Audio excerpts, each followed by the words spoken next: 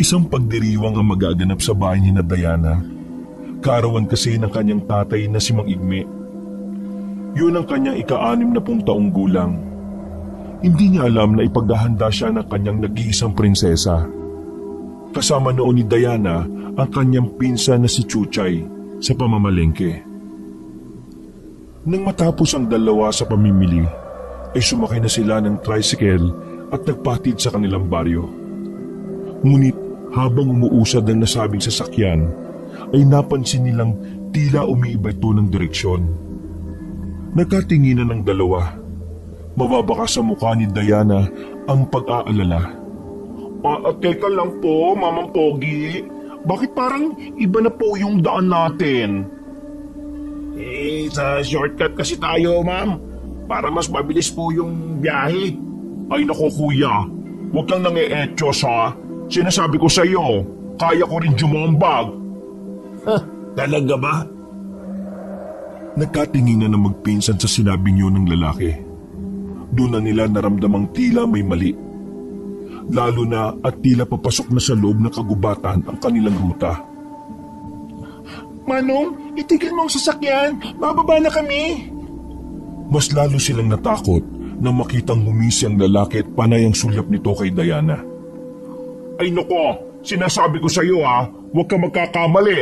Baka hindi mo kilala tong kasama ko. Anak niya ni Kaigme. Pakialam ko. Pakitid ng pakitid ang daang kanilang tinatahak. Mga damo at mga nagtataas ang puno na lamang ang kanilang nakikita sa paligid.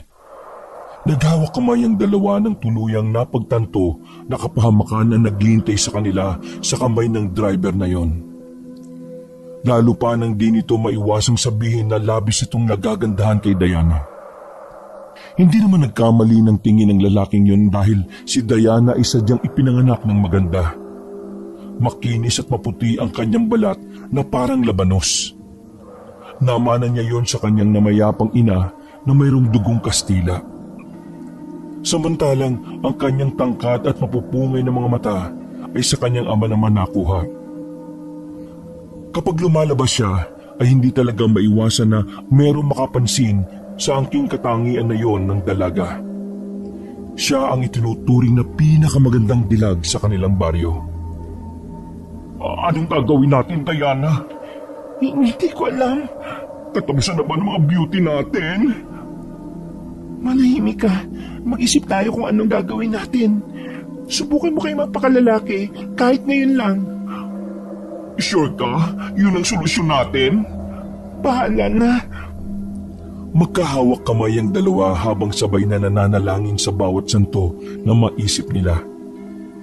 Ilang minuto pa ay nasa gitna na sila ng kakahuyan. Paghinto ng sasakyan ay agad na bumaba ang dalawa at tangkang susuguri ng lalaki. Hoy! Akala mo hindi kita kayang labanan? Bakit? Lalaban ka ba? Inilabas ng lalaki ang baril mula sa kanyang tagiliran. Gusto mo pasabugin ko yung ulo mo? Ay! May baril! Shhh! Okay, maingay! Ayoko na maingay. Ano ba kasing kailangan mo sa amin? Kita niyo ba yung kubo na yon? Ang kubong itinuturo niya ay isang lumang bahay kubo na may hagdan. Gawain sa natural na materyales na kawayan, nipa at kahoy. Ang bubong ay gawa mula sa dahon ng nipa. Ang hagdan naman ay gawa sa kahoy.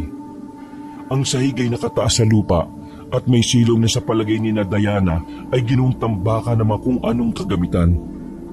Sige, pasok! Ay, wag naman mama. Parang awa mo na. Gusto na namin umuwi eh. Sige, pwede ka na umuwi. Ay, salamat naman. Halika na Diana. Baka magbago pang isip. Ay!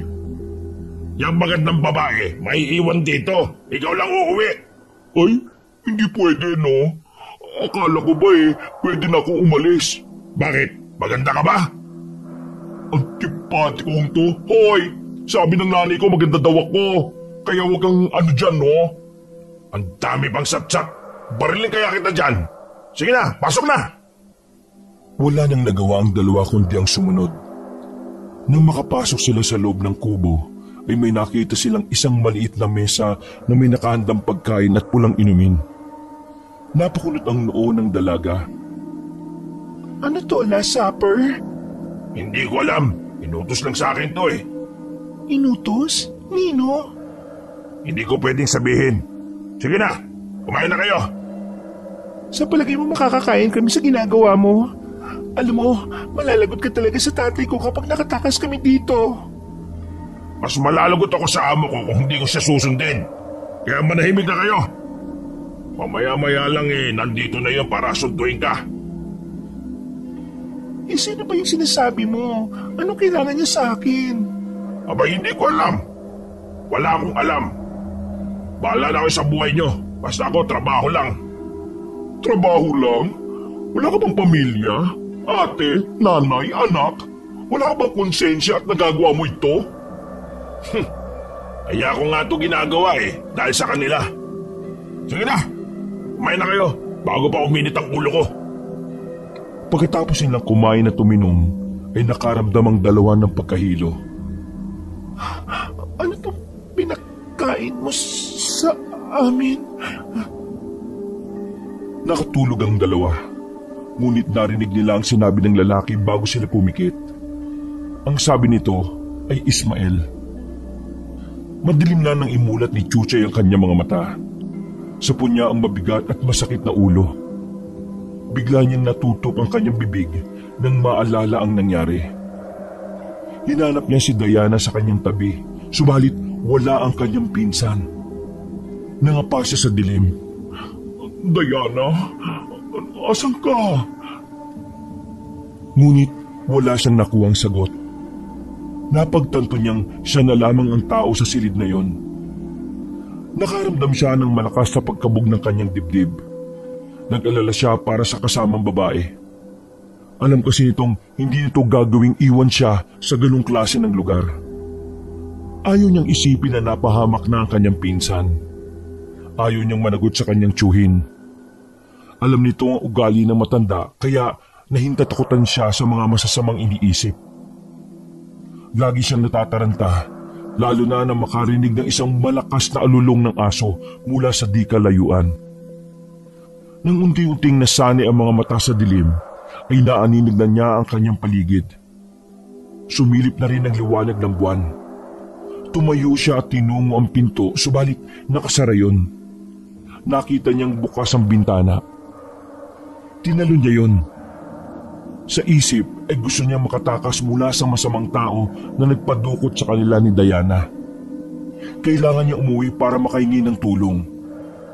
Biglang bumuhos ang malakas na ulan. Tumakbo siya ng tumakbo. Kahit saan siya dumaan ay wala siyang pakialam basta't makatakas lang siya. Hindi na rin niya pinapansin kahit anong matapakan ng hubad niyang mga paa. Kailangan niya makatakas. Yun ang nasa isip niya. Pinalakas niya ang loob para magpatuloy sa pagtakbo. Kahit hindi alam ang patutunguhan. Biglang tumulo ang luha sa kanyang mga mata nang maalala ang kanyang kasama. Ngunit wala na siyang magawa. Malayo na ang narating niya. Nang di nagtagal, ay naramdaman niyang tila may nakasunod sa kanya. Nakarinig siya ng malakas na pagaspas ng pakpak sa itaas. Tumingala siya ngunit wala siyang makita. Patuloy pa rin siya sa mabilis na pagtakbo. Hingal na siya at ramdam na niya ang hapdi at kirot ng kanyang mga paa. Hanggang sa nakalabas siya ng gubat at natunto ng kalsada. Para siyang isang ligaw na kaluluwa na pagala-gala sa kadiliman. Hanggang sa bigla na lang nagliwanag ang paligid niya. Isang nakakasilaw na liwanag ang bumulaga sa kanya sa pagtawid niya sa kalsada. Samantala, tahimik na nagmamaneho noon si Brando, kasama ang nakababatang kapatid na si Glenn. Sila ay inutusan ng kanilang lolo na pumunta sa baryong yon upang amuin ang nag-iisang landowner na nakikipagmatigasan na ipagbili ang kanyang lupain. Madaling araw nang umalis sila upang makausap ng maaga ang matandang yon at mapapayag ito na maibenta sa kanila ang lupa. May plano kasi ang lolo nila na gumawa ng isang farm resort sa lugar. Maliit na lupain lang naman yon, subalit yun kasi ang kursyonadang pwesto ng kanyang lolo. Pumayag ng dalawang katabing lupa, subalit matigas sa matandang kilala nila sa pangalang Igme. Pasulyap-sulyap si Brando sa nakababatang kapatid na noon ay panayang hikab dahil halos wala itong tulog ng gabi. Siya yung tipo ng lalaki na ginagawang araw ang gabi at ang gabi ay umaga. Lahat ay dinadaan sa kasiyahan. Isang happy-go-lucky na walang ibang hangad kundi ang makapagpaligaya ng walang iniintinding responsibilidad. Palibhasa ay may inaasahang bumubuhay sa kanya na ang kanyang lolo na may kaya sa buhay. Pumayag lamang itong sumama sa kanyang Kuya Brando sa liblib na lugar na yon dahil nagsabi ang kanilang lolo na kung sino man ang makabili sa matanda ng lupa nito ay siyang magmamana ng malaki sa kanyang mga ari-arian. Sino ba naman ang aayaw sa tsansa na maging hayahay ang buhay?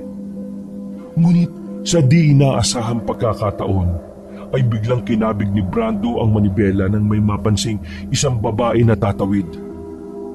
Narinig ang malakas na tunog ng preno at ang pagaspas ng gulong sa kalsada. Ano ba? Mag-ingat ka naman! Minamalas ka naman oh. Mukhang nakasagasa pa tayo ah. Ang kaninang namumungay ng mga mata ni Glenn ay biglang napadilat nang marinig ang sinabi ng kanyang kuya. Naku, lagot na. Paandarin mo na. Mukhang wala namang tao na nakakita eh. Ano? Ibig mo sabihin tatakbuhan natin to? Kuya, pag napatay mo yan, malaking kaso. Maraming pera masasayang. Di sige. Bumaba ka na ng kotse. Ha? Bakit? Sabi mo, takbuhan di ba? Di simulan mo na. Ang bira naman oh. Hindi kasi maganda yung ganyan katwiran mo eh. Kailangan nating tingnan yun na disgrasya natin at tulungan. Sige na, baba na. Bumaba ang dalawa ng sasakyan. Ngunit laking pagtataka nila na wala naman silang nakitang tao sa harap ng kotse. Oh, nasa na? Multo yata yung nasagasaan mo eh. Ano ka ba? Tanda-tanda mo na naniniwala ka pa sa multo. Biglang nakaramdam ng pangingilabot si Brando dahil sigurado siya na meron talaga siyang nakitang tumawid. Naglakad siya ng daan-daan palapit sa lugar na nakitaan niya ng babae. Nang biglang may kumalabit sa kanya. Natigalgal siya at di makakilos ng pagkalingon niya ay nakatunghay sa kanya ang maputlang mukha ng babae. Nabahira ng putik ang buhok at pisngi. Ang mga mata nito ay nangingitim at nagkalat ang lampas-lampas na lipstick sa kanyang labi. Kuya, ang lamig. Pasakay naman sa kotse mo. Dahil sa gulat ay naundayan niya ito ng isang malakas na suntok. Nabigla kasi siya sa anyo nito at sa boses na napakalaki. Inakala niyang isang maligno ang kausap. Mukhang babae ito dahil sa suot at ayos pero boses lalaki. Aray! Sakit! Ay, naku! Pasensya ka na. Hindi ko sinasadya. Huwag ka na kasing nanggugulat ha. Hihimatayin ako sa nervyos sa'yo eh. Kunwari ka pa. Ang sabihin mo, akala mo grasya pero disgrasya pala kaya mo sinuntok. Kung ikaw kaya bigwas ang kanyang gusto mo? Sandali. Bago kayo magkabigwasan dyan, pwede bang makahingi muna ng tulong sa inyo? Tulong? Bakit? Kailangan ko makauwi sa baryo. Tamang-tama, dun din kami papunta. Dalihan na natin at baka mamaya maabutan pa tayo ng humahabol sa akin. Sabay tingin sa taas ni Chuchay. Tahimik na ang paligid. Wala na siyang naririnig na pagaspas ng mga pakpak. Doon pa lang siya nakahinga ng maayos. Sa wakas ay makakauwi na siya at makakahingi ng tulong. Habang nasa loob ng sasakyan, ay panay ang dasal niya na sana ay nasa maayos lang na kalagayan si Diana. Siya nga pala. May kilala ka bang Igme sa inyong baryo? Doon kasi kami pupunta ngayon eh. Anong kailangan niyo sa kanya? May mahalaga kaming sadya eh. Baka pwede mong ituro sa amin. Tiyuhin ko si Tatay Igme. Doon na ako magpapahatid sa inyo eh. Ayun naman pala eh. Grasya naman palang totoo kuyang pagkakita natin sa kanya. Samantala, sa bahay ni Nakaigme ay hindi mapakali ang matanda dahil sa labis na pag-aalala sa kanyang anak at pamangkin. Halos 12 oras na mula nang umalis ang mga ito sa kanilang bahay ay hindi pa nakakabalik. Walang ideya ang matanda na namalengke ang dalawa para siya sana ay sorpresahin sa kanyang ika-60 na kaarawan. Kasama niya ang 6 na tanod sa kanilang bakuran.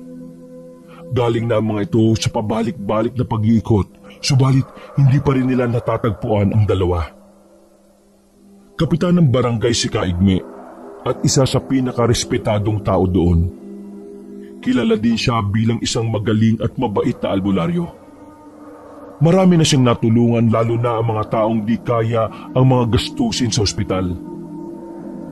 Dahil sa kanyang galing uhusay sa panggagamot ng walang hinihinging bayad, ay marami ang nagmahal sa kanya. Kaya hindi na nakakapagtaka na gustuin siya ng mga tao bilang isang punong barangay. Dahil sa kawalan ng pag-asa ay napatulala na lang si Kaigme at maluha-luha dahil sa labis na pag-aalala. Natigil lang yun nang sabihan siya ng isang tanod na mayroong tumigil na sasakyan sa harap nila. Lumabas siya para tingnan yon. Isang puting kotse ang nakaparada sa labas ng kanilang tarangkahan.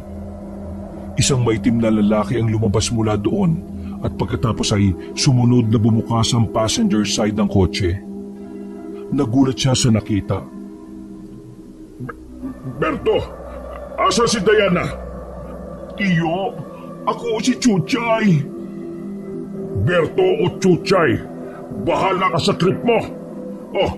Asan nga yung anak ko? Andiyan ba sa loob? Saan kayo galing? Tiyo. Bakit parang pinitpit ng luya yung mukha mo? Ano ba nangyari? Ganito po kasi yun eh. At isinalaysay nga ni Chuchay ang nangyari. Naplano talaga nilang sorpresayan ng ama, kaya hapon pa lang ay namalengke na ang magpinsan. Bala kasi nilang magluto na maaga para sa gaganaping okasyon. Subalit sa di inaasahang pagkakataon ay dinala sila ng lalaki sa gubat. Dinala kayo sa isinumpang gubat? Doon nga po. Masama ito.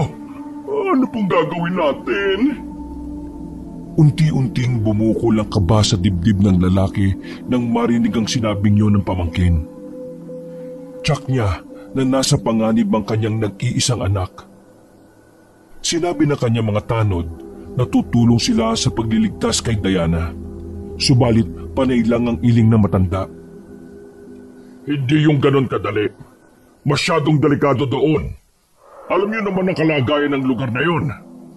Posible ang makapasok, pero bihira lang ang nakakalabas ng buhay.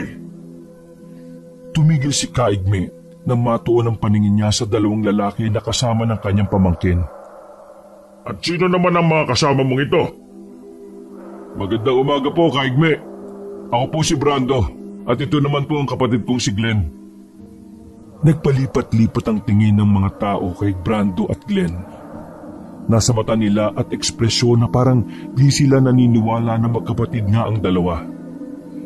Dahil kung sa itsura ang pagbabasihan, negro si Brando, samantalang mistiso naman si Glenn. Parehas na may tindig at tikas ngunit di hamak na mas magandang lalaki ang nakababatang kapatid nito. Magkapatid po talaga kami. Di po kayo nabubudol, promise. Anong kailangan nyo dito sa baryo namin? Kayo po talaga ang sadya namin. Ako? Bakit ako? Alam ko po na wrong timing pero nandito kami para makausap kayo ng tungkol sa inyong lupa. Hindi ba't sinabi ko na sa inyo ang pasya ko tungkol dito? Hindi ba kayo nakakaintindi? Makikita ang galit na mukha ng matandang lalaki. Handa na nitong bunutin ang itak sa kanyang bewang, subalit agad siyang pinigilan ni Chuchay at sinabi sa kanyang tiyuhin na huwag sasaktan ng dalawang lalaki dahil sila ang tumulong sa kanya para agad na makalayo sa may gubat. Huminahon ka muna, tiyo. Mas mainam na pag-usapan na lang po muna natin kung paano natin papaghahandaan ang paghahanap sa pinsan ko. Muling isinalaysay ni Chuchay ang tungkol sa pangalan ng lalaki na nasambit ng driver at ang tungkol sa ibon na sumusunod sa kanya na may malakas na pagaspas sa paglipad. Biglang napaisip ang matanda sa sinabing yun ng pamangkin. Anong sabi mo? Ismael? Opo, yun ang huli kong narinig na sinabi ng driver. Hindi pwede. Alam mo ba kung sino yung Ismael na yun? Sino po yun? Kilala nyo? Oo, kilalang kilala kong hayop na yun. Talagang di niya ako titigilan ha. Humanda siya. Kung gera ang gusto niya, edi ibibigay ko yun sa kanya. Napahawak sa dibdib ang binata nang maramdaman niyang tila sumikip ang kanyang paghinga. Muntik na siyang mabuwal. Mabuti na lamang at naagapan siyang saluhin ni Brando. Nako, mukhang nalipasan na ho yata kayo ng panahon, tiyo. Kaya niyo po ba talaga ang makigera sa taong yun? Sino po ba siya? Biglang bumalik sa alaala ni Kaigme ang nag-iisa at tanging niyang karibal sa pagmamahal noon kay Aling Laura, ang kanyang mabuting may bahay. Ngunit bago yun ay naging matalik silang magkaibigan ni Ismael. Mga bata pa lamang sila ay naging sandigan na nila ang isa't isa. Madalas daw mapagdiskatahan ng mga salbahing bata sa kanilang baryo dahil payat ito at mahina. Isa pa ay madalas itong tuksoy noon na aswang. Kumakalat kasi sa kanilang baryo noon na may lahing aswang ang kanilang pamilya. Hindi naman naniniwala si Igme noon dahil mabait na kaibigan si Ismael. Palagi silang magkasundo sa lahat ng mga bagay. Isa pa ay hindi rin naman ito takot sa asin at bawang. Subalit, nagbagong tingin nila sa isa't isa nang magwagi sa puso ni Laura ang binatang si Igme. Labis na nagtampo si Ismael. Dahil ayon dito ay dapat na hindi na pumasok sa eksena ang kaibigan, lalo't siya naman ang nauna na nagpahayag ng pag-ibig sa dalaga. Sobrang sama ng loob ng lalaki sa kanyang kaibigan at mas lalong tumindi yon nang magpakasalang dalawa. Hindi na ulit sila nagkaayos mula noon. Natandaan niyang sumpa ng lalaki na aagawin niya sa anumang paraan ang kanyang pinakamamahal at walang magagawa doon si Igme. Hanggang sa isang araw ay nabalitaan na lamang ni Igme na umalis na ang buong angka ni Ismael at bali-balita na nanirahan na ang mga ito sa pusod ng gubat. At magmula nang magpunta ang pamilyang yon sa gubat, ay kinatakutan na ang lugar na yon dahil madalas daw ay may naririnig ng malalakas na ungol na tila galing sa mababangis na hayop. Kasabay pa ang pagpapakita ng malaking anino ng isang ibon sa bungad ng gubat na yon. Pinaniniwalaan ng ibon ay isang alagad o alaga ng aswang. May taglay kasi itong mahika na tagabulag. Makikita ang anino nito sa lupa, subalit ang katawan ng ibon sa himpapawid ay hindi. Kaya rin itong lindangin ng mga tao sa pamamagitan ng kanyang huni. Kapag malakas ang huni ay malayo pa ang aswang na amo nito. Subalit kapag malapit na ito sa pinupuntiryang biktima ay humihina ng humihina ang huni nito. Marami ding kwento ang naipon tungkol sa mga taong nangahas na pumasok doon ang hindi na nakalabas ng buhay. Kaya magmula noon ay tinagurian na nila ang lugar na iyon na isinumpang gubat. Labis na nagtaka ang matanda kung bakit ang anak niyang si Diana ang kinuha ng kanyang dating kaibigan. Hindi niya maunawaan ang pakay nito. Tinulungan siya ni Brando at ilang tanod na may pasok sa kanilang bahay at pinaupo ito sa upuan. Doon niya nakita ang natitirang litrato nila ng misis. nakasabit yun sa dingding. Noon niya napagtanto na kamukhang kamukha ni Laura ang anak nilang si Diana. Hindi kaya... Nakatunga nga si Brando, Chuchay, Glenn at ang mga tanod sa harap ni Kaigme. Hinihintay nila ang kasunod na sasabihin na matanda. Subalit, imbis na ituloy nito ang sasabihin, ay humingi na lang ito ng tubig. Ano ba yan? Nakakabiti naman! Lumabas na ang mga tanod upang bigyan ng espasyo si Kaigme at ang kanyang pamangkin. Gayon din ang mga bisita nito. Umupo sa tapat na matanda si Brando. Agad nagawi ang tingin ng matanda sa litratong tinititigan nito. Asawa niyo po? Oo. Ang ganda po niya. Parang anak ng Kastila. May lahi naman talaga sila eh. Nung panahon ng Kastila, ay naging asawa ng kanyang ninuno ang isang sundalo na galing sa Espanya. Kaya yan, iba talaga yung ganda niya. Oo nga po, ang ganda. Sigurado po ako maganda rin ang inyong anak sa personal. Abay oo naman. Dahil para silang pinagbiyak na bunga. Ano po bang may tutulong namin sa inyo, Kaigme? Napatingin sa kanya ang matanda. Sinusuri nito kung seryoso nga ba ang binata sa inaalok nitong tulong sa kanya. Biglang pumasok ang isang ideya sa kanyang isip. Alam kasi niyang mahihirapan na siya na magkikikilos dahil sa kanyang edad. Kahit na sabing isa siyang sikat na albularyo at magaling, ay tiyak na hindi na niya kakayanin pa ang makigera ng mag-isa kay Ismael na mula sa sinaunang mga aswang. Ito na po yung inumin ninyo. Inabot nito ang baso at mabilis na ininom ang tubig. Gusto niyong mabili ang lupa ko, hindi ba? Abay, yun nga pong dahilan ba't kami nandito eh. Sige. Ibibigay ko sa inyo ang kailangan ninyo, pero sa isang kondisyon. Ano po yun? Kailangan niyong maibalik ng buhay dito sa bahay ang anak kong si Diana. Basic. Yun lang pala eh. Ako na po gagawa nun. Hoy, anong ikaw? Ako ang unang nakipag-usap sa kanya, no? Kaya ako ang magliligtas sa anak niya. Teka. Ba't ba kayo nagtatalo? Mahaba pong kwento eh. Basta, isa lang dapat sa amin ang pwede ninyong makadil para pagbenta ng lupa ninyo. Kailangan niyo pong mamili sa amin. Bakit ako mamimili? Pwede naman kayong dalawa. Kung sino ang makakabalik kasama ng aking anak, sa kanya ko ibibigay ang kailangan ninyo. Hima ko dyan, tatang. Sige po. Kung yan po ang may tutulong namin ayos lang po sa akin.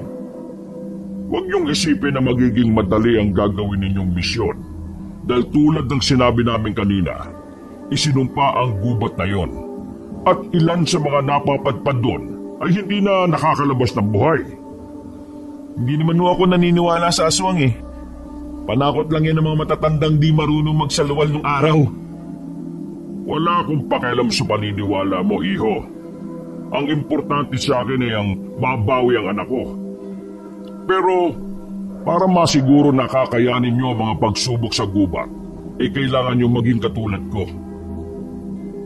Katulad po na ano? Kailangan nyong matuto kung paano kalabanin ang mga aswang na yon. Basic naman yan, tanda. Oo, hindi ako naniniwala sa aswang. Pero madalas kong mapanood sa mga pelikula takot na mga yan sa bawang o kaya asin.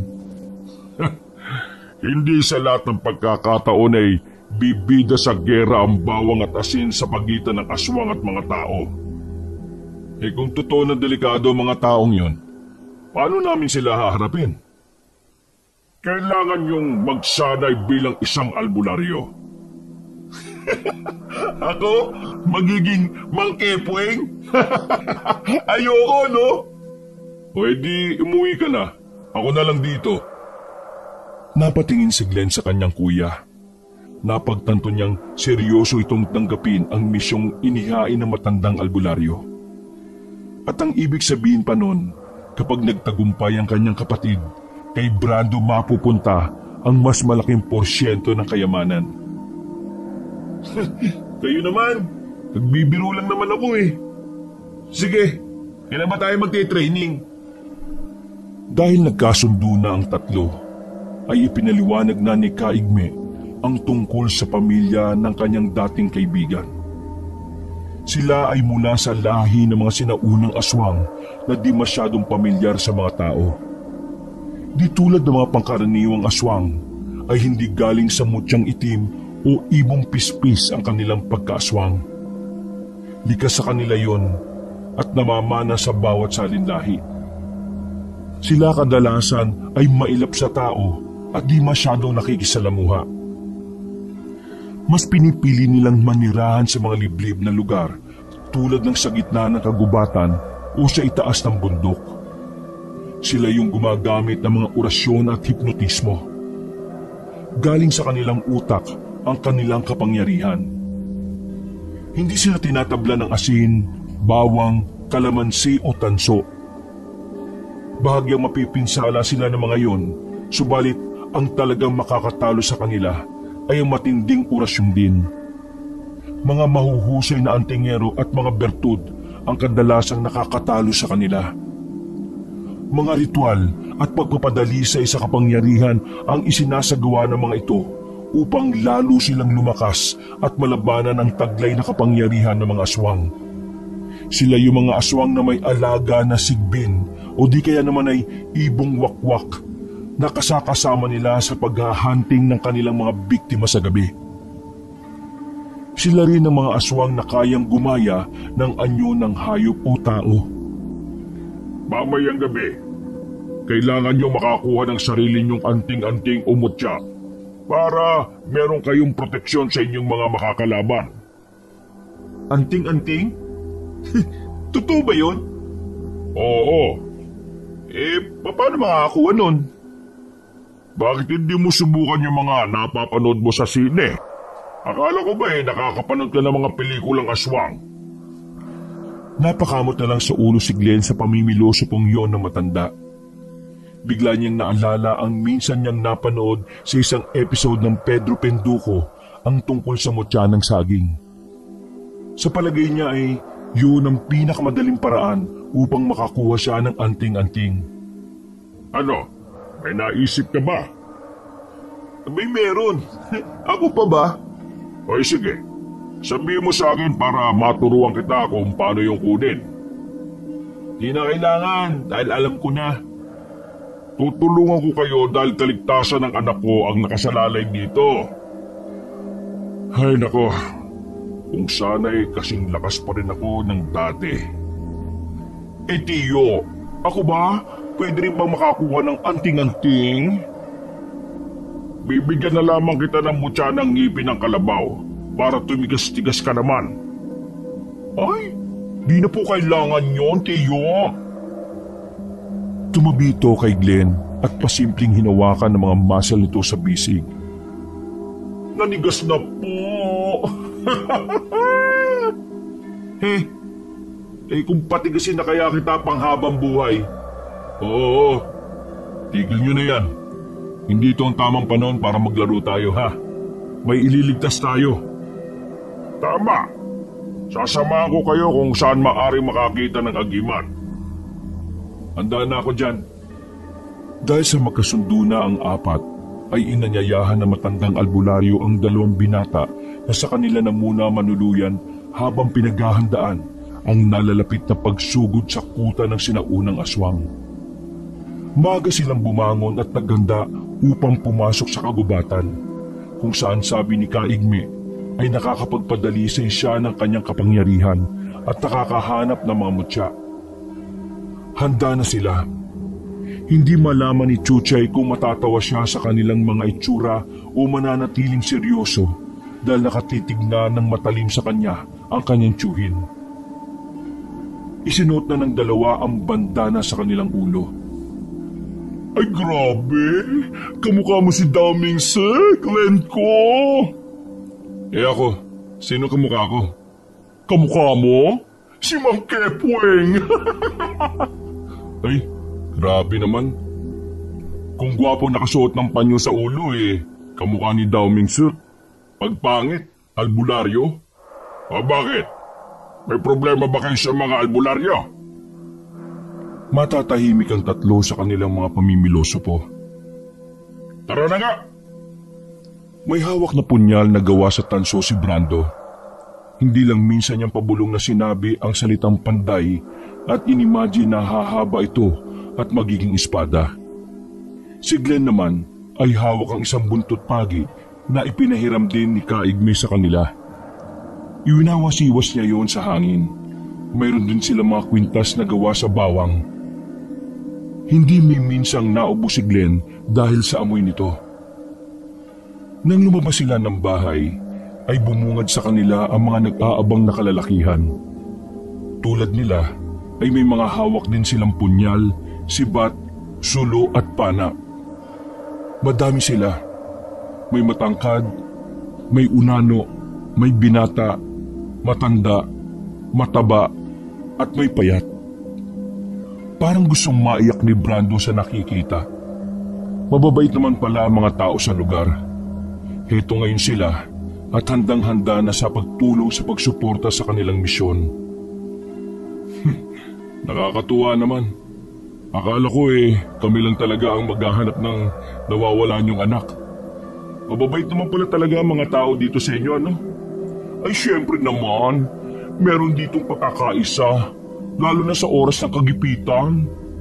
Oo nga, kita ko nga Nasa harap na sila ng gubat.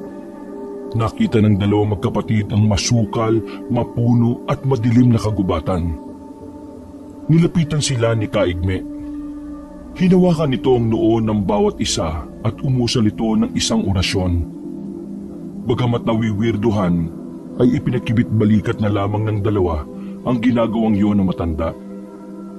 Handa na kayo. Lumakad na. Dapat bago sumapit ang umaga ay makabalik na kayo. Huwag kayong mag-alala. Ligtas naman ang gubat na yan. Hindi kayo mapapano dyan. Basta tatandaan nyo ang daan pabalik. Teka. Bakit parang sa pananalita mo tanda hindi ka sasama sa amin sa loob? Ano pang gagawin ko dyan Meron naman akong anting-anting. Ganun ba yun? Oo sila. Itinuro nito ang mga taong kasama nila na noon ay tila naghahanap na ng mapupwestuhan para makapagpahinga. Magbabantay lang ang mga yan kasama ko dito sa bukana. Kayo lang dalawa ang papasok dyan sa gubat. Ha? Ano po? Bakit naman ganun? Bakit? Bumabahag na ba ang buntot mo? Dinaya nyo kami. Kayo ba totoong mga tao? Baka mamaya kayo yung twist ng kwento ha.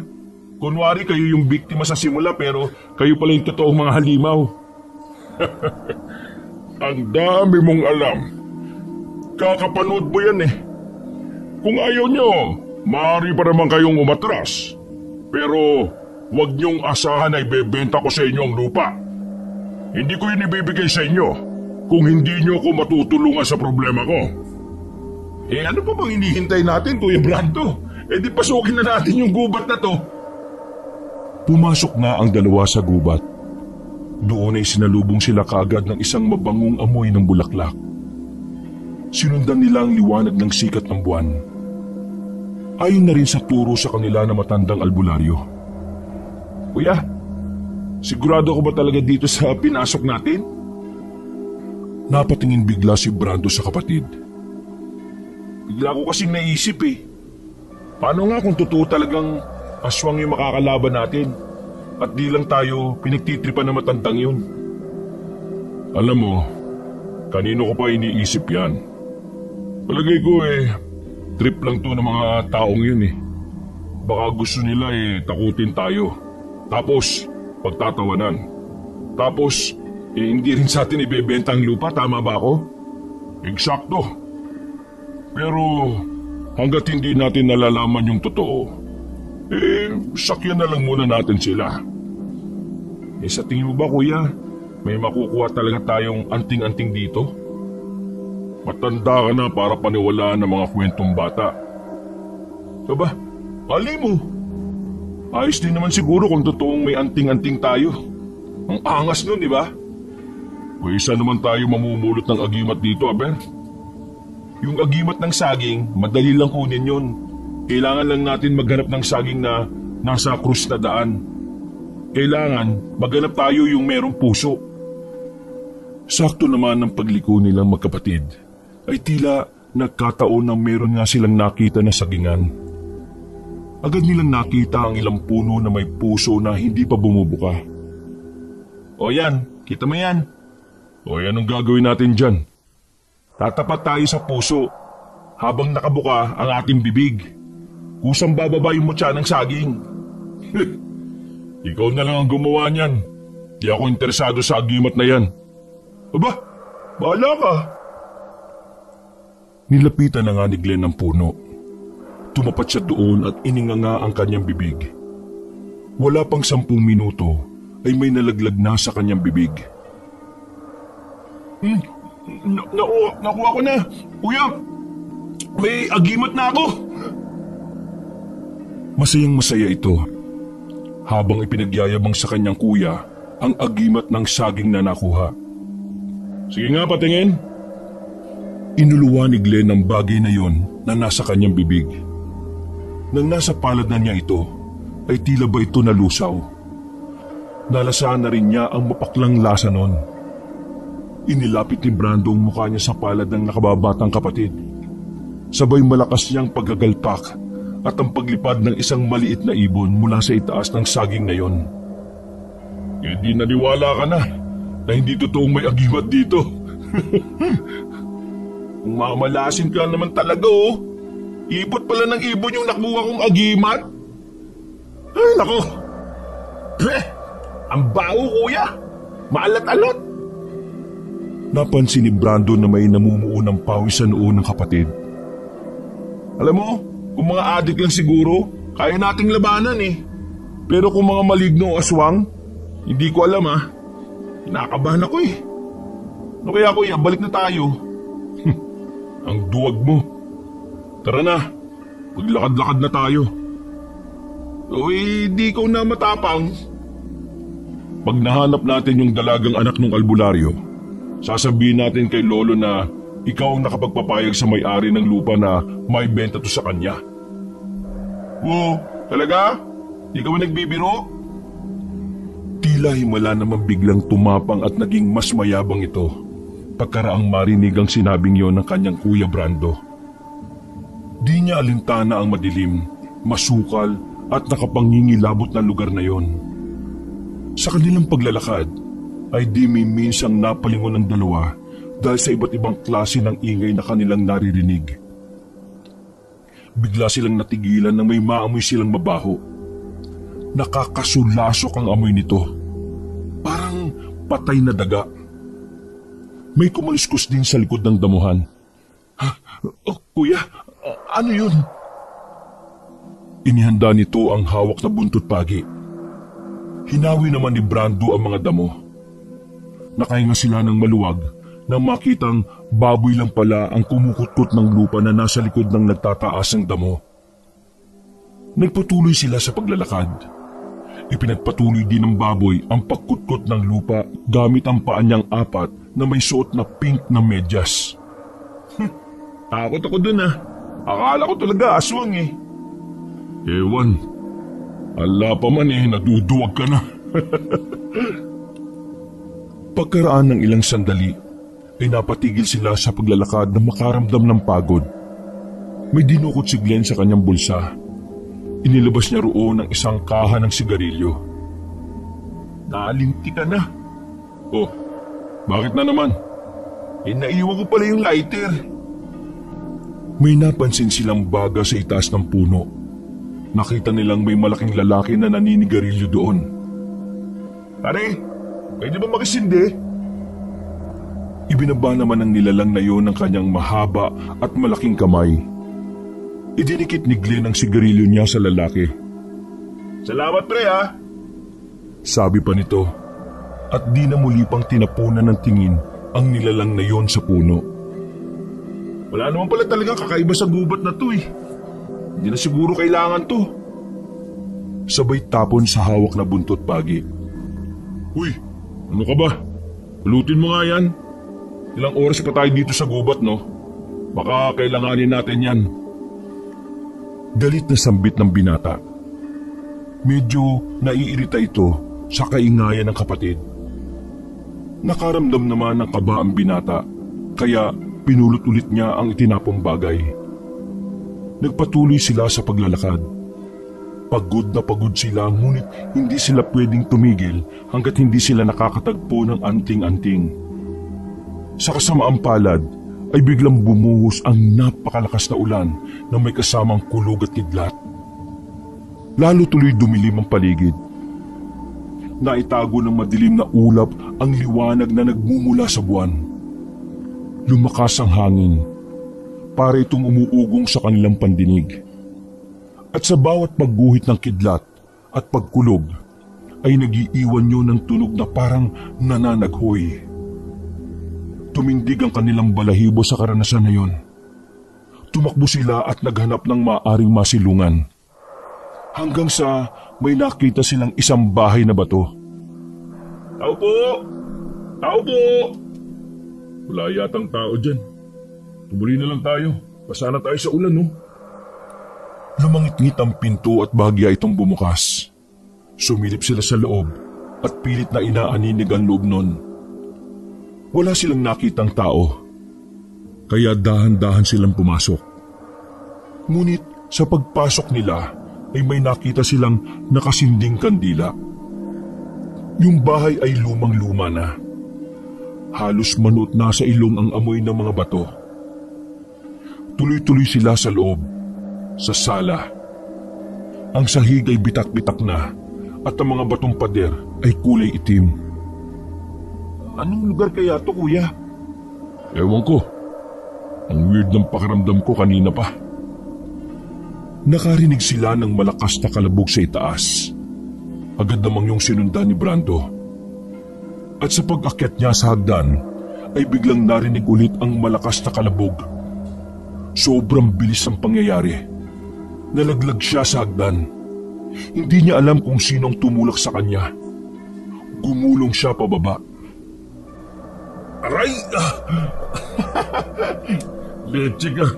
Nahulog na nga, pinagtatawanan mo pa." "Nakakatawa naman kasi kuya ang itsura mo eh. Pasensya ka na ah. Halika na, umuwi na tayo." Sa kamalasan ng dalawa ay hindi nila mabuksan ang pintuan. Sinipa na nila ito, binalya at pinagsususuntok pero hindi umubra. Nang bigla silang nakarinig ng munting hagikik mula sa itaas ng hagdan. May nakita silang isang malaking anino ng ibon. Paglapit nito sa kanila, ay muli nilang naamoy ang nakakasulasok na amoy. Parang amoy ng isang naaagnas na bangkay. Biglang bumukas ang pinto. Agad na tumakbo ang dalawa palabas. Tumakbo sila ng tumakbo, lalo't nararamdaman nilang tila sila ay hinahabol. Hanggang sa narating nila ng mabilis ang bukana ng gubat na yon. Hindi nila maintindihan kung ano ang nangyari. Alam nilang malayo ang kanilang nalakad, subalit ganun na lang kadali ang makalabas sa gubat. Agad silang sinalubong ng mga kasamahan nilang nakatanod doon, kabilang na si Kaigme. Bigla itong umusal ng orasyon at pagkatapos ay inihagis ang isang hugis krus na kwintas. Pagbagsak nito sa lupa ay himalang maaliwalas na sa paningin ng dalawa ang loob ng gubat. Wala nang mga naririnig nilang kakaibang ingay. Wala na rin ang mga nakasunod sa kanila. Malapit nang magbukang liwayway. Nakita nilang dalawa ang pagsilay ng ngiti sa mga labi ng matandang albularyo. "Umuwi na kayo. Kailangan niyo magpahinga dahil mamaya pagsapit ng gabi ay sasalakay tayo sa kampo ni Ismael." Sandali lang. Kami ba pinaglolo ko mong matanda ka? Ano yon ha? Yung mga nakita namin sa gubat. Bakit? Ano bang nakita niyo? Teka, ano nga ba nakita natin, kuya? Ewan. Umuwi na sila. Pagdating nila sa bahay ay agad nagpahanda si Kaigme ng kanilang makakain. Sinabi nitong kailangan nila ng masasarap at masustansyang pagkain upang lumakas. Matapang kayo mga binata. Sa pagbubukas ng inyong ikatlong mata ay dalampasan niyo ang pagsubok. Maaari ko na kayong basbasan bilang mga bagong albularyo. Ha? Albularyo na kami? Mga baguhang albularyo. Pwede na rin. Maganda naman pakinggan eh. Pero hindi nagtatapos dito ang inyong pagsasanay. Madami pa kayong dapat na matutunan, tulad ng mga orasyon. Naku, si kuya na lang po ang magpapatuloy nito pagkatapos. Bakit? Ayaw mo ba? Alam mo bang marami rin namang benepisyo ang mga katulad namin? Sige nga po, tulad ng 20% discount. Glenn, kung wala kang sasabing maganda dapat manahimik ka na lang ha? Ayos lang yan sa akin, binata. Sanay na ako sa mga ganyan. Bagamat arugante ang iyong kapatid, ay nakikita ko sa kanyang masigit siyang magiging mahusay na albularyo sa hinaharap. Sa totoo lang siya talaga ang nakikita ko magpupursige nito. Ha? Ako? Imposible po yan. Maniwala ka sa akin. Hindi pa ako nagkamali sa mga hula ko sa mga tao. Paano nga po pala sa dinami-rami ng mga tao dito sa lugar ninyo kami pa ho ang napili ninyo para makasama sa isinumpang gubat. Dahil walang tao dito ang may kakayahang makalabas pa ng buhay kapag pumasok na sa gubat na yon. Alam niyo bang yung gubat na yan ay ang isinumpang gubat? Pero nakalabas kayo. Walang ibang may kakayahan noon kundi ang mga tulad nating nasa dugo ang pagiging albularyo. Kami ho may dugong albularyo? Oo. At nakita ko yung kagad nung una niyo akong kinausap. Kaya sinubo ko kayo kung totoo ang mga nakita ko sa inyong pagkatao. At hindi nga ako nagkamali. Gusto ko tuloy makilala ang lolo ninyo. Teka, sandali. Huwag kayong gagalaw ha. Bigla ay tila nang isay at tumirik ang mata ni Kaigme. Hindi maunawaan ng magkapatid ang sinasabi nito. Isang orasyon yun na Latin ang pagkakasalita. Pagkatapos noon ay hinubad nito ang mga suot na kwintas na may medalyon. Ito ang inyong mga agimat. Tig-isa kayo. Ito ang magsisilbing pananggalang ninyo sa mga masasamang elemento. Ito rin ang magbibigay sa inyo ng tapang at lakas upang harapin ang mga kalaban. Salamat po, Kaigme. Pagkasabi nun, ay sinabi nitong humiga sila sa kamang gawa sa kawayan. Nang makahiga ang magkapatid, ay biglang nakaramdam ang magkapatid ng tila pagbigat ng kanilang katawan dahil sa labis na kapaguran. Nagtungo sa silid nito ang matanda at pagbalik ay may hawak na itong mga bote ng langis. Berto! Chuchay nga kasi tiyo! Ang kulit! Chuchay! Ikuha mo ako ng mga dahon ng ikmo sa bakuran. Agad namang yung sinunod ni Chuchay. Nang makabalik na ang inutusan, ay sinimulan na nito ang seremonya sa dalawa niyang itinuturing na bagong kasamahan. Kinuha niya ang langis at iginuhit nito sa noo ng dalawa ang krus gamit ang langis. Gayon din ang ginawa niya sa dibdib. Pinahiran din niya ang mga palad at talampakan ng dalawa. Pagkatapos ng pagpapahid ng langis at pagtatapal ng dahon, ay umusal ito ng panalangin. Lihim na napapangiti si Glenn sa nakikitang ginagawa ng matanda sa kanila. Hindi na nito napigilan ng sarili nang makita niyang hinihipan nito ang ulo ng kanyang kapatid. Gusto mo bang maging baldado? Natahimik si Glenn. Hindi niya nauunawaan ang ginagawa ng matanda. Basta ang alam niya ay napanood na niya ang ganong eksena sa isang pelikula. Ikaw na mag-asikaso sa pilosopong yan, Berto. Hindi na rin maintindihan ni Glenn kung bakit tila nga nagkatotoo ang sinabi niyo na matanda. Hindi niya maigalaw ang kanyang katawan. Ang kanyang paningin ay tila nagayuma din nang makita niya ang isang babae na lumapit sa kanya. At hinilot-hilot ang kanyang katawan. Kapansin-pansin ang makinis at mabibilog nitong hita sa suot na maikling shorts at ang mabalbong braso nito sa suot na sleeveless top. Nakalugay ang maayos ngunit maikling buhok. Morena nga ito, ngunit panalo naman ang tangos ng ilong at haba ng pilikmata sa maamo nitong mga mata. Ang ganda mo. I know, right? Ang nangyayari sa dalawang magkapatid ay normal na reaksyon lamang ng kanilang katawan dahil sa ginagawang pagbubukas ng ikatlo nilang mga mata. Dahil biglaan yon, ay tila nagkaroon ng mga guni-guni ang dalawa at namanhid ang kanilang mga katawan. Pagkatapos mamasahe ang kanilang katawan, ay sumunod naman na kumuha ng dahon ng itmo si Kaigme. Ang bawat dahon ay nilalagyan niya ng langis at idinadarang ng bahagya sa apoy. Pagkatapos ay saka naman ito itatapal sa iba't ibang bahagi ng katawan ni Glenn at Brando. Doon pa lang tila gumiginhawa ang pakiramdam ng dalawa. Sige, pagpahinga na muna kayo. Maaari kayong matulog kung gusto nyo. Sige po, salamat po. Walang anuman. Teka, Berto, halika nga. Tiyo naman eh. Ilang beses ko magsasabihin sa inyong hindi Berto, kundi mamayang gabi. Kailangan natin maganda. Tama po.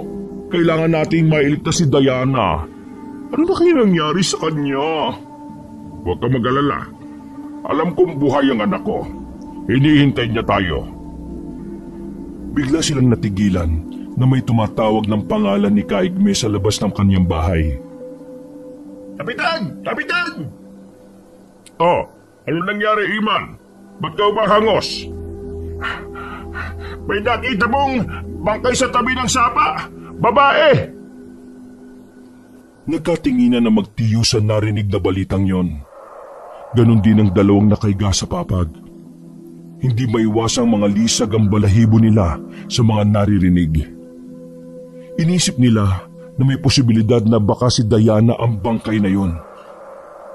Agad na sumama ang dalawa kay Iman upang tingnan ang sinasabing bangkay sa ilog. Pagdating nila doon, ay nakahinga ng mahusay si Chuchay nang makitang hindi ang magandang pinsa ng bangkay na natagpuan. Karimari-mari mga itsura ng patay na yon. Hinuha nila ay hindi tao ang may gawa kundi aswang. Sino ba yung bangkay na yan? Mukhang hindi taga rito, Tiyo. Hindi pamilyar sa akin ang mukha eh. Ay nako, sumusobra na talaga ang mga aswang na yan ah. Masyado na nilang pinipinsala ang mga tao dito. Nakakatakot na nga po talaga. Pero mabuti na lang at hindi yun si Diana. Tara, umuwi na po muna tayo. Kung ayaw nyo, ako na lang. Mabuti pa nga. Susunod na rin ako maya-maya. Kailangang ayusin ko muna ang gulong ito sa barangay ko. Samantala, sa bahay ay nakita ng dalawa ang pagpasok ni Kaigme. Seryoso ang mukha nito. Agad itong lumapit sa kanila. Oh, kumusta na pakiramdam ninyo? Maayos na po. Mabilis nitong inalis sa mga dahong nakatapos sa katawan ng dalawa. Umuwi na kayo kung saan man kayo nang galing. Po, hindi ba't sabi nyo ililigtas pa natin ang anak ninyo? Ako nang bahala sa anak ko. Delikado ang lugar na ito, mga iho. Hindi nyo alam kung gaano kalupit ang aswang nakakalabanin ninyo. Sige na, tumayo na kayo dyan. Paano naman po yung lupa? Ibibenta nyo ba? Oo, basta bumalik kayo sa ibang araw. Ayos! Natigilan sila na makarinig ng mga kaluskos mula sa labas ng bahay. Paparating si Chuchay. Binuksan niya ang pinto at bumungad sa kanyang paningin ng tatlo. Iyo, bakit narito pa kayo? Naisip ko kasi na mas importanteng makausap nito mga bisita natin. Ay, ganun ho ba? Sana pala sumabay na kayo sa akin kanina. Pero in fairness ang bilis nyo. Talagang nauna pa kayo sa akin. Pinapauwi ko na nga itong dalawang to eh. Hindi sila bagay sa lugar natin. Po? Bakit po? Hindi na natin sila kailangan dito. Dalihan niyong umalis. Kayo, bilisan niyo. Pero, teka ho. Bakit ka ba kontra ng kontra, Chuchay? Hayaan mo na silang makalis dito. Baka makasagaba lang sila sa paghahanap ko kay Diana. Ano pong sabi ninyo? Agad na lumayo si Chuchay sa tatlo. Alam na niya na may maling nangyayari sa kanyang tiyo. Mag-iingat kayo! Hindi siya ang tiyo ko! Mabilis na kumilos ang dalawa. Tumakbo sila palabas ng kubo. Naiwan sa loob ang matanda. Nakatingin lang yun sa tatlo hanggang sa makalabas. Ano bang nangyari? Oo nga, ang gulo, Chuchay. Nililin lang tayo ng taong yan. Hindi yan ang tiyo ko. Kailangan natin makalis dito ngayon din. Paano mo nalaman? Mula sa labas ay nakita nilang paparating ang isa pang kaigme na may kasamang isang tanod. Berto, anong ginagawa niyo dito sa labas? Kayo, ba't inalis ninyo mga gamot? Malakas na ba kayo? Natulala ang dalawa sa nakita. Maya-maya ay nagpalipat-lipat ang tingin ng mga ito sa mukha ni Kaigme at sa kubo. Ano ba nangyari? Para naman kayo nakakita ng multo niyan. Agad na nagsumbong si Chuchay sa matanda. Doon umalingasaw ang mabahong amoy ng aswang. Umalingaw-ngaw rin ang alulong ng mga aso. Tumingin sila sa itaas at napansin nila ang mga nagliliparang ibon sa itaas na walang direksyon. Hayop ka, Ismael! Harapin mo ako ngayon din! Ngunit wala itong naging tugon.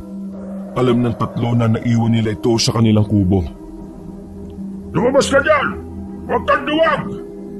Akala mo maisahan mo kami? Aswang ka? For your information, with emotion and feelings, hindi ako tinatawag ng Chuchay ng tiyo ko, no? Kanina, chuchay-chuchay ka dyan? Babagsik kang ang aswang ka, pero bobo! May lumabas na itim na aso mula sa loob ng bahay. Malakas na malakas ang paghinga nito. Umaangil yon sa harap ni Kaigme. Akala mo ba'y uurungan kita? Bakit di mo ipakita yung tunay na anyo mo? Maglaban tayo! Lakas sa lakas! Ngunit nanatili lamang yon sa anyong aso. Nilapitan yon ni Kaigme. Nagsimula na ang sagupaan sa pagitan niya at ng asong itim. Agad na ipinamalas sa matanda ang angking kahusayan nito sa pakikipaglaban. Gamit ang kanyang kaalaman sa anting-anting, ay nagawa nitong higitan ang bilis at lakas ng kalaban. Sa kabila ng katandaan, ay kaya pa rin itong makipagsabayan ng lakas. Natulala lang si Brando at Glenn. Kunin niyo ang buntot pagi! Huwag kayong tumunganga dyan! Tulungan niyo ako mga hangal! Doon palang naging alerto ang tatlo. Nakapasok si Glenn sa loob at kinuha ang buntot pagi. Ibinato niya yun kay Kaigme. Subalit sa kamalas-malasan ay medyo malayo ang pagkakabato ng binata. Napansin niyang tila napahagikik ang asong itim. Isang nakakalokong ngiting aso ang nakita ni Glenn. Mabilis na dinampot ni Kaigme ang buntot pagi at iwinasiwas yon sa kalaban. Napunit ang balat ng aso. Napaalulong ito ng malakas at tila nagtatawag ng kanyang mga kasangga. Palakas yun ng palakas. Nilapitan niya ang aso, ngunit sa kasamaang palad ay bigla itong humugot ng natitirang lakas at nakagat pa si Kaigme bago ito tuluyang nawalan ng buhay. Tiyo, ayos lang po ba kayo? Wala to. Malayo sa bituka. Tapos na ba yung gera? Hindi pa.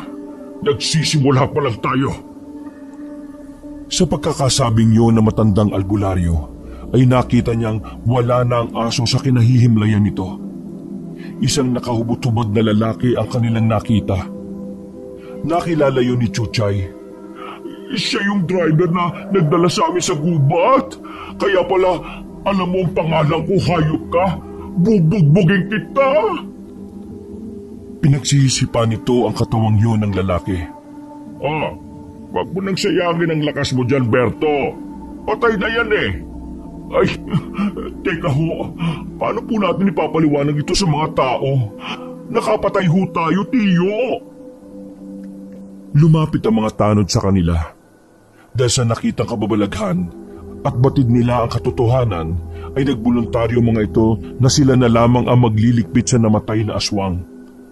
Kinuha nila ang bangkay at sinunog yun sa bukid. Pagkatapos ay humukay sila ng malalim na butas upang doon ihimlay ang mga bahaging di kayang tupukin ng apoy. Kinahapunan ay naghanda na ang apat para sa gagawin nilang misyon. May bitbit na bayong ang matanda na kanina ay ipinahanda nito sa pamangking si Chuchay. Nagdesisyon na matanda na sila na lamang tatlo ang susugod sa gubat. Dahil si Chuchay naman ay maghahanda ng mga langis na kakailanganin nila sa kanilang pagbabalik. Kuya, sigurado ka ba dito? Naduduwag ka na naman. Andito na tayo eh. Ngayon ka pa ba naman aatras? Nakita mo ba yung kanina? Totoong aswang. Ano naman? Ano? Alagad lang yung kanina.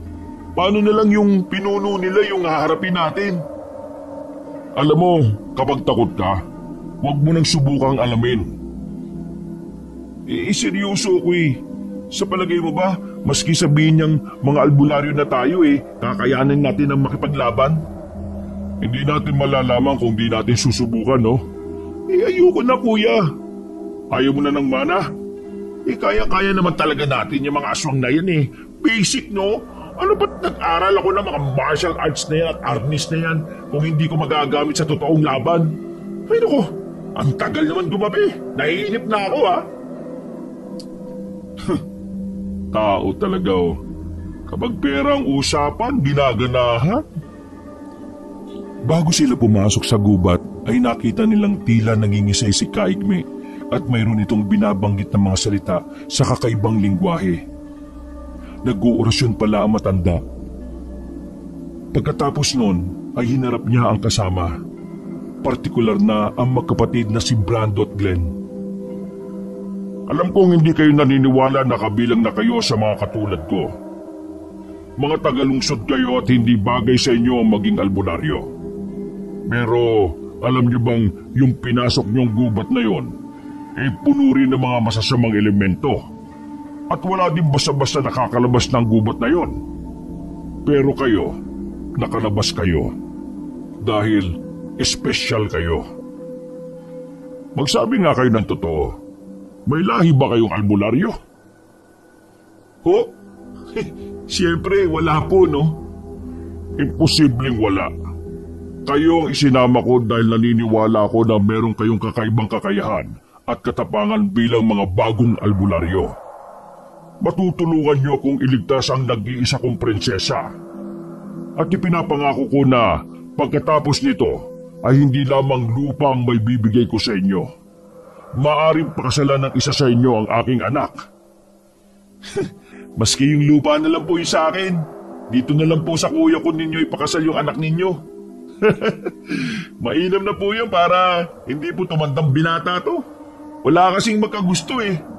Hoy, kung makapagsalita ka, may problema ka ba sa pagbumuka ko? Wala. May sinabi ba ako? Pumasok na sila sa gubat at ginalugad ang kadawagan nito. Hindi pa sila nakakalayo ay may narinig na silang kaluskos at malalakas na alulong ng mga aso. Agad inihanda na matanda ang kanyang punyal at iniabot ang 2 buntot pagi sa magkapatid.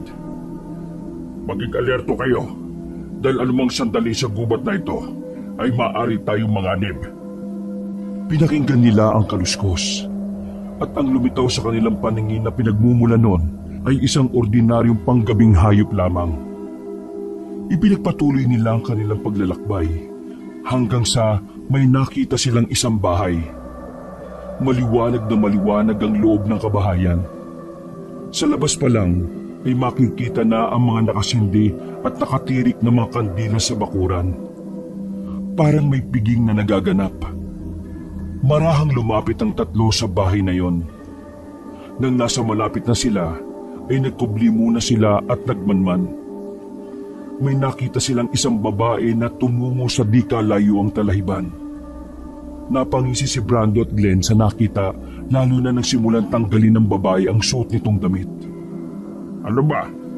Tigilan niyo yung mga kamanyakan niyo, ha? Teka lang ho, Kaigme. Huwag ho kayong magulo. Biglang tila natulala si Glenn nang humarap sa kanila ang babaeng yon. Dahan-dahan siyang lumapit sa kinaroroonan ng babae. Sinasabi ko na nga ba kahinaan niyo ang babae. Lingit sa kaalaman ni Glenn at Brandon ay isang nagbabalat kayong babae lamang ang kanilang pinagpapantasyahan.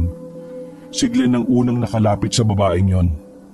Pinagyaman ito at binusog ang kanyang mga mata sa kanyang nakikita. Agad na umusal ng orasyon ng matandang albularyo upang magising ang nahihipnotismong isip ng dalawa. Malapit na ang mukha ni Glenn sa mukha ng babae. Halos isang dangkal na lang ay maghahalikan na sila. Mabuti na lang ay umepekto kaagad ang makapangyarihang orasyon ni Kaigme at tumambad sa mga mata ni Glenn ang mukha ng isang matandang hukluban. Sa gulat ay biglang nasuntok ito ni Glenn at sa lakas ay gumulong ito sa lupa. Biglang nanlisik ang mga mata nito at nagalit. Tama na ang laro, Ismael! Sumingasing ang aswang na parang tunog ng nagkikiskis ang tuyong kawayan. Napangiwi sila sa tunog na yon at tinakpan nila ang kanilang tenga. Iyan na ba yung sinasabi niyong aswang na dumukot sa anak ninyo? Siya nga! At wala nang iba. Maligaya ako at muli tayong nagkita, kaibigan kong Igme. Manahimik ka! Hindi tayo magkaibigan. Nasaan ang anak ko? Ibalik mo ang anak ko! Ikaw naman, masyado ka namang seryoso sa buhay, Itay. Di ba ako nagkamali ng dinig? Tinawag ka niyang tatay? Manahimik ka, Ismael! Anong kalokohan ang pinagsasasabi mo? Akin na ang anak mo. Hindi ko na siya isusuli sa'yo. Kung gano'n kailangan mo munang dumaan sa ibabaw ng aking bangkay bago mo tuluyang maangkin ang anak ko. Magtutos tayo! Bakit ba napakadamot mo? Anong napakadamot? Ikaw ang perwisyo. Akin ang anak ko! Nagpambuno ang dalawa bagamat parehas na may edad na ay naglaban sila lakas sa lakas, liksi laban sa liksi. Nagpagulong-gulong sila sa lupa. Kaigme ako 100,000 piso. Sus, ang hina mo naman makipagpistahan, kuya. Pero sige, pwede na rin. Doon ako sa huklubang aswang na si Ismael. Yan, sige Kaigme, suntukin mo yan. Yan! Ang galing mo! Aba, hindi pa patalo manoko, no? Galingan mo, Ismael! Gumanti ka! Sige! Bangon! Sipain mo! Sipain mo! Hoy! Mga hunghang! Magsitigil nga kayo! Hanapin niyo ang anak ko! Pagkasabi nun na itinuloy nila ang laban. Suntok, sipa, kalmot, hanggang sa iginupo na sila ng pagod. Abot-abot ang hingal ng dalawa. Sandali, time first. At anong nakakatawa, ha? Pasensya ka na. Ngayon ko lang na-realize na pinaglipasan na talaga tayo ng panahon, Igme. Ganun talaga. Matatanda na tayo Kasama ng pagtanda ang paghina. Teka, kung ganun inaamin mo na ba na mahina ka na? Ako? Mahina? Hindi totoo yan. Malakas pa ako sa kalabaw, Igme. Yan, sige. Tama na ang satsat. Tuloy ang laban. At nagpatuloy nga ang kanilang laban. Walang gustong magpaawat.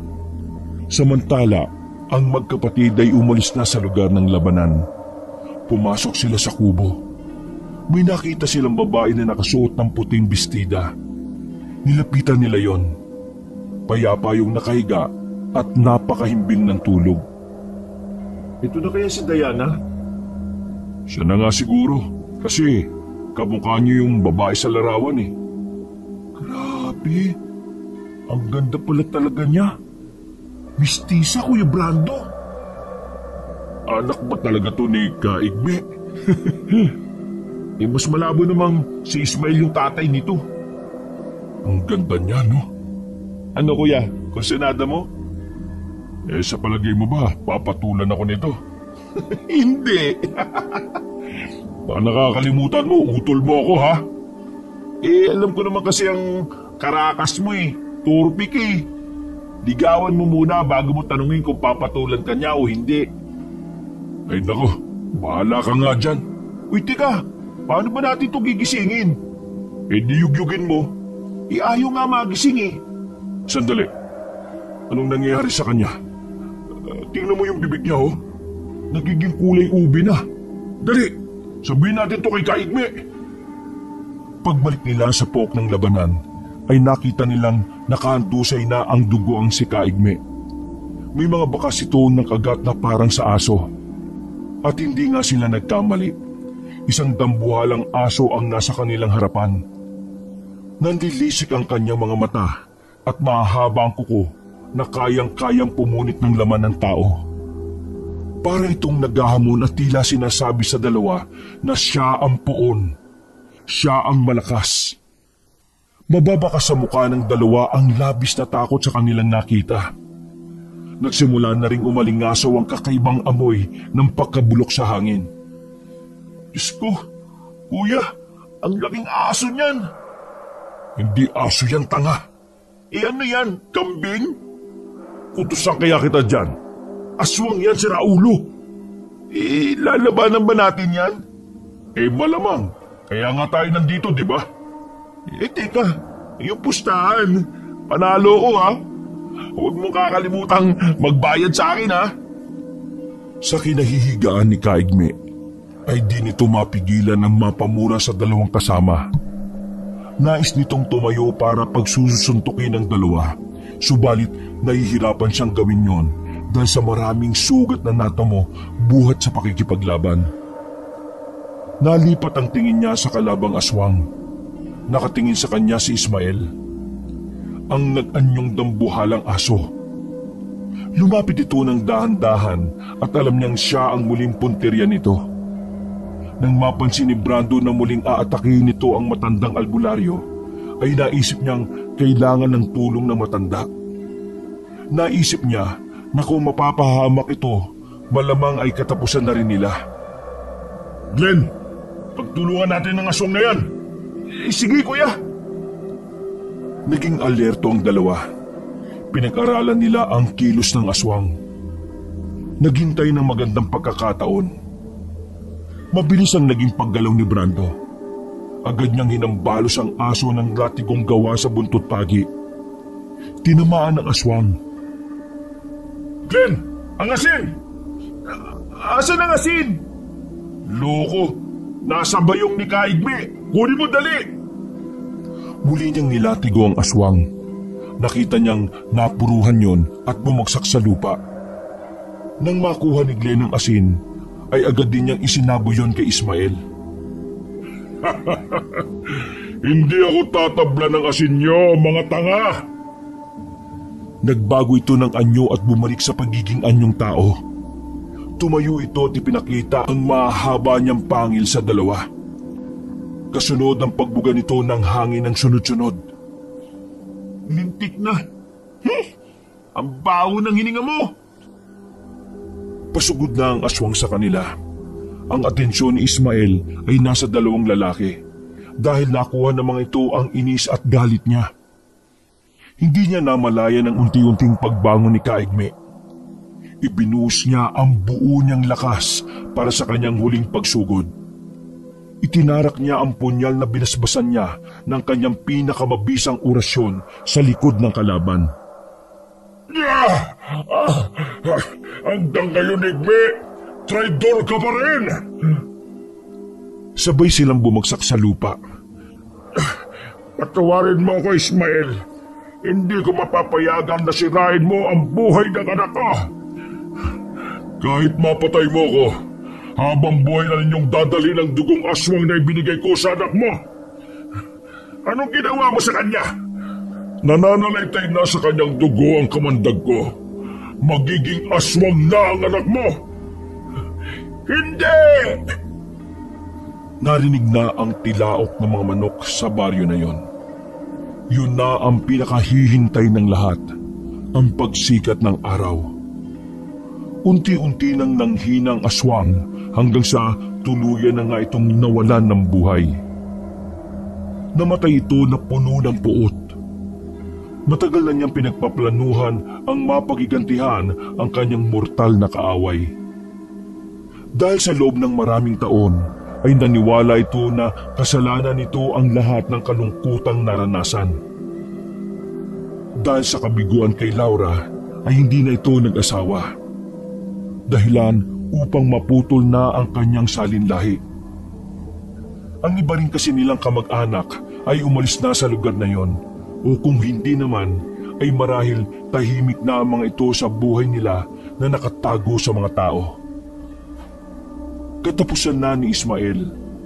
Kahit papaano ay masaya siya na malagutan ng hininga sa lugar na itinuring niyang kaharian sa loob ng maraming taon. Kuya, panalo tayo. Ang anak ko, nasaan si Diana? Pagkarinig noon ay agad na inipon ni Brando ang kanyang lakas. Nilapitan niya ang matanda at inilalayan ito na papasok sa kubo. Kailangan nating mailabas si Diana dito. Kailangan ko siyang magamot bago pa man siya tuluyang maging aswang. Hinawaan niya ang inyong anak? Oo, at maging ako ay hinawaan din niya. Ano na pong gagawin natin? Kayo ang gagamot sa amin, mga anak. Yun lang ang nasabi ni Kaigme at nawala na siya ng malay. Glenn, tulungan mo ako. Ikaw na ang bumuhat sa babae at ako na dito kay Kaigme. Sige, kuya. Pagdating nila sa bukana ng gubat ay nag-aabang na ang taong bayan. Pagkakita sa apat ay maagap nila itong sinalubong at agad na binitbit ang mga sugatan. Pagdating nila sa bahay ni Kaigme ay may nakaparada doong isang bagong sasakyan. Nakilala ni na Brando ang kotseng yon. Alam nilang yun ay pagmamay-ari ng kanilang lolo. Pagkakita sa kanila ng lalaking nasa loob ng kotse, ay lumabas ito at kinumusta ang dalawa. Ayos lang naman po kami, Lo. Kaso, yung mga kasama namin na nakipaglaban sa aswang sugatan. Agad na nilapitan ng kanilang lolo si Kaigme at Diana. Agad itong sinabi na nagtataglay na ang mga ito ng kamandag ng aswang. Sa sandaling pag-iisip, ay biglang nakiusap ang matanda sa kanyang mga apo na kung anuman ang masasaksiyan nila sa lugar na yon ay hindi nila ipagsasabi kahit na kanino. Tumango ang dalawa maski hindi yun agad naunawaan. Sinabi nito na Italia ang dalawa. Noon ay unti-unti nang nagbabago ang anyo ng mag-ama. Nangingitim na ang paligid ng kanilang mga mata at tumatalim na rin ang kanilang mga titig. May inilabas na kwintas ang lolo nila at nanghingi ng langis. Mabilis na kinuha ni Chuchay ang mga langis ng kanyang tiyo. Nanghingi ulit ito ng baso. Pagkakuha ng mga kailangan nito, ay naglagay siya ng langis sa baso at ibinabad doon ang kanyang kwintas na may palamuting pangil na kalaunan ay nalaman niyang mutya ng pangil ng buwaya. Hindi makapaniwala ang magkapatid sa kanilang nakikita. Napagtanto nilang totoo nga ang sinasabi sa kanila ni Kaigme na may dugo silang albularyo. Nagsambit ng orasyon ng matanda pagkatapos ng seremonyas at ipinainom nito ang langis sa mag-ama. Nagwawala ng mga ito na tulad ng isang asong nauulol. At sa muling pag-inom ng langis ay sumuka sila ng itim na likido. Lumipas ang ilang oras ay nagising si Kaigme. Napansin niyang nababalutan ng mga dahon ng kanyang mga sugat. Ligtas na ako. Kayo ba ang may gawa nito? Tanong niya sa magkapatid. Umiling ang mga ito at ipinakilala nila ang kanilang lolo. Sinasabi ko na gabi. Tama ako. At masayang nagkwentuhan na nga ang dalawang matanda. Samantala, sa loob naman ng silid ay nagising na rin si Diana. Agad niyang nakita si Chuchay na nasa tabi niya. Anong nangyari?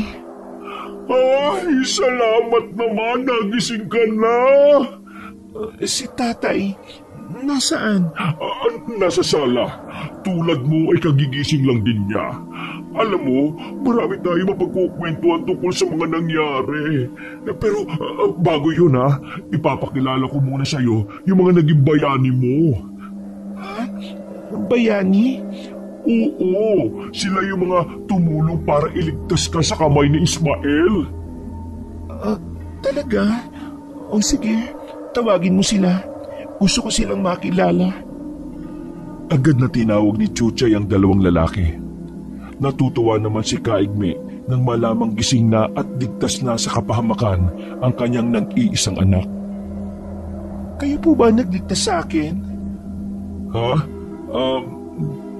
Nako, yan ka na naman kuya. Nauutal na naman sa harap ng babae. Huwag mo naman akong pinapahiya. Magpakatotoo ka na kasi. Lakasan mo loob mo. Sayang ang ganda. Huwag kang mahiya. Ano bang pangalan mo? Ako si Brando. Salamat, Brando Salamat sa pagliligtas niyo sa amin ng tatay ko. Isang ngiti ang sumilay sa labi ng dalaga habang nakatitig kay Brando. Halika, ilapit mo ang iyong kamay. Nais kong pasalamatan ka. At sa unang paglalapat ng kanilang mga palad, ay biglang nakita ni Brando ang isang malabong larawan sa isip. Ngunit maski malabo yon, ay alam niyang siya ang lalaking nasa tabi ng isang babaeng nakatrahe de boda. Si Diana. Bigla siyang bumitaw at namula ang kanyang mukha. Sa nangyaring yon, ay nabuksan ng isip ni Brando tungkol sa kanyang angking espesyal na kakayahan bilang isang baguhang albularyo. Ang makita ang kinabukasan.